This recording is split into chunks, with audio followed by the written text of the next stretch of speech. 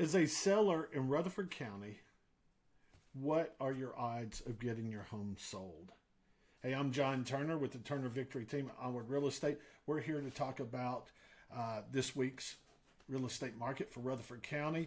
We'll go over the stats, but we're also going to talk about your odds of selling. So you definitely want to stick around to look at that. We're also going to look at a little mortgage information, mortgage rates. Without further ado, let's just go ahead and dive right into this. So first of all, let's start out with our stats for the week. This is the week ending the 20th of October, 2025.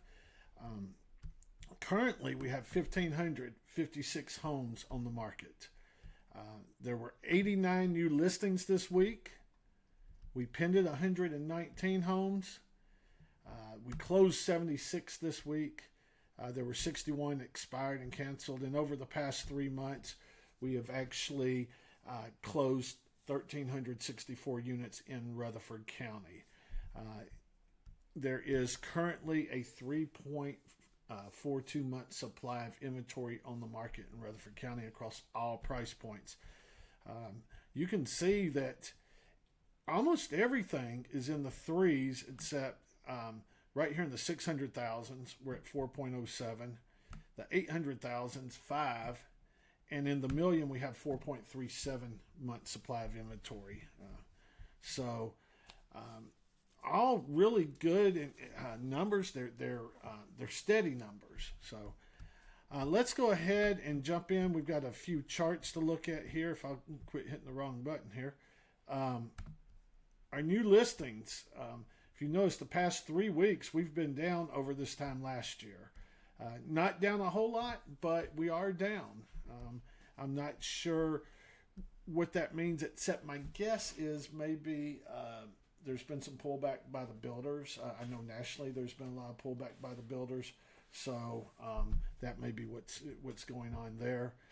Where we look at our pendings, we actually are up. So we were up. We were down last week, but the 2 weeks prior to that, we were up, and we're up again this week. So, and this week, as you can see, we had 119 versus 111 this time last year, but we only had 86 last week. So huge increase week over week.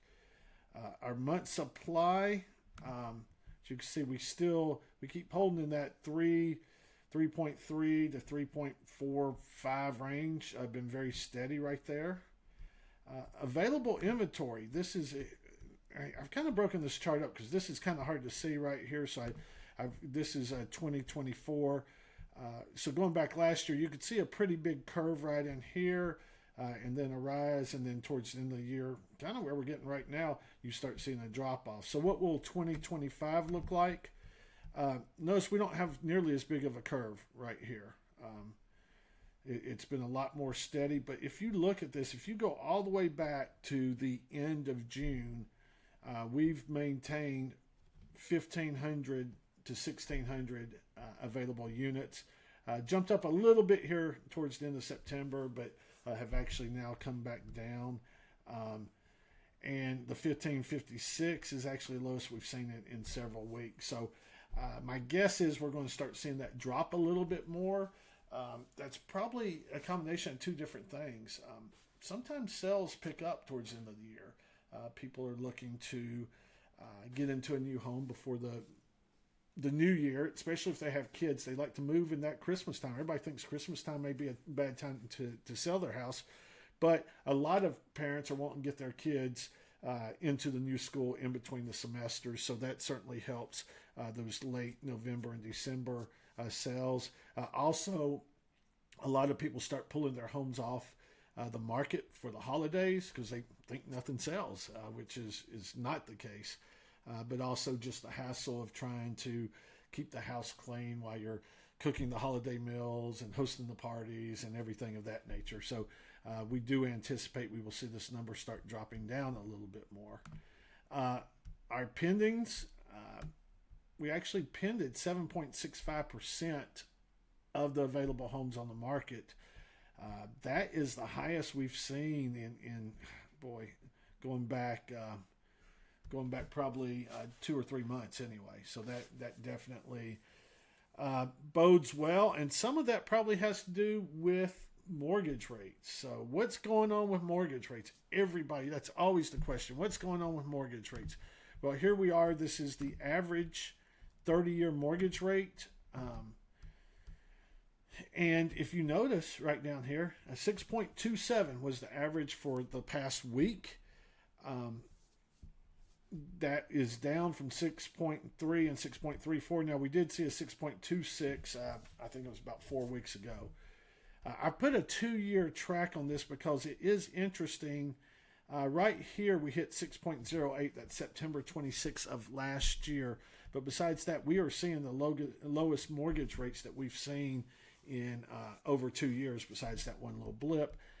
And I will tell you, our sales for October and November and December last year, we saw an increase in that fourth quarter.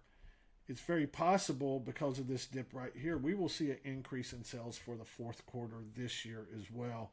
It's really, too soon to tell, but my gut tells me we will see an increase. There's a lot of pent-up demand, so anything that helps a buyer go off the fence is going to move the needle a little bit. So we talk about the 10-year Treasury all the time. The 10-year Treasury is really what mortgage rates mimic. Basically, you could take the 10-year Treasury, and there's a thing called a spread. You add those two together, and you're going to get pretty close to what the mortgage rates are right now. Why do I bring this up? Well, I put it on a 5-day trend, or 5-day graph right here. And the reason why I bring it up is if you look right here, this is where I've got the yellow dot. This is Thursday. Thursday, the 10-year Treasury closed below 4. That's been kind of like a floor that it just couldn't get below, and it did that. The next day it did go up, but still it closed at closed just barely over 4. So we're kind of at a breaking point right now. Is it going to go below 4 and stay below 4, or is it going to stay above 4? Because you get these floors and ceilings whenever you're talking about the 10-year Treasury, and sometimes they'll keep bumping up against something and just won't go below it or above it. So it will be interesting to see if we can get that down below 4. If we do, that's a great sign for mortgage rates. Also, with the government being shut down right now, it's a little difficult, quite frankly, because we're not getting all the data that the markets like to have to figure out what's going on. Now, there was a lot of talk from members of the Fed last week. So there was the bond market read a lot into that information as well, and that's where we saw some of the movement. So I think this week's going to be a very interesting week to see what happens. Let's talk about what's going on here. If you look at this right here on the Motivated Seller Index, who's motivated? Motivated seller scores urgency using days on market, number and speed of price cuts, and size of cuts at both property and market levels. So I've been saying for a while that Rutherford County was kind of hanging over here in the stubborn. The sellers were kind of being stubborn, still trying to hold out for that highest price they can get. That has changed now. We have barely drifted into what we would consider a motivated seller's market, and that's based upon price drops and things, like I just read above. So I think that sellers, the ones that are on the market now, are really seeing what's going on with the market. The good news is many of them have equity in their home, so they're able to be a little bit more aggressive with their price. And whenever I say aggressive, I'm talking about lowering their price. This is certainly a benefit to buyers. Buyers, it gives you more choices. It gives you a little bit more leverage. Sellers are getting tired of sitting on homes, and we've got several of them that are sitting on homes. I think one of the things that's very obvious about that, if you look at this, is in Rutherford County right now, 39% of all homes on the market have experienced a price cut.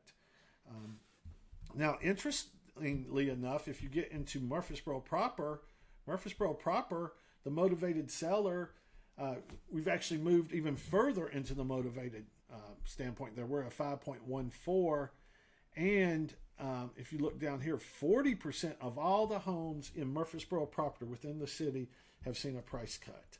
So that's, like I say, that's really interesting. It tells me that sellers are starting to understand the market a little bit. So, we always talk about the 3 Ps when it comes to selling anyway. It's promotion, it's presentation, and the biggest thing is pricing.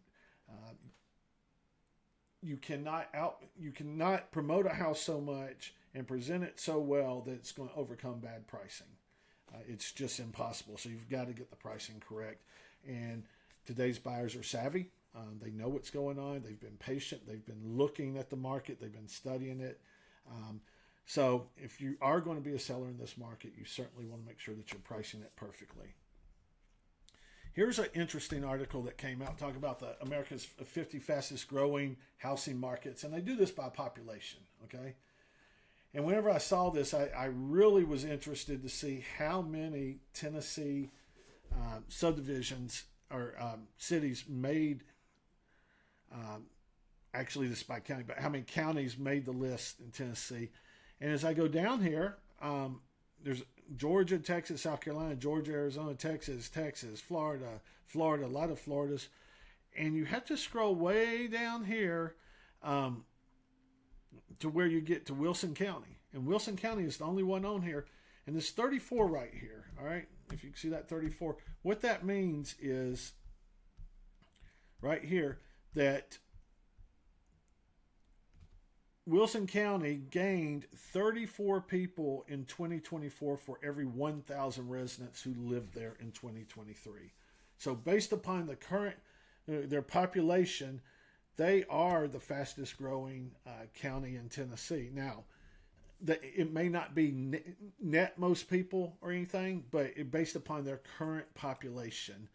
So I just found that pretty interesting. Now, I teased this a little bit, but let's talk about the odds of selling.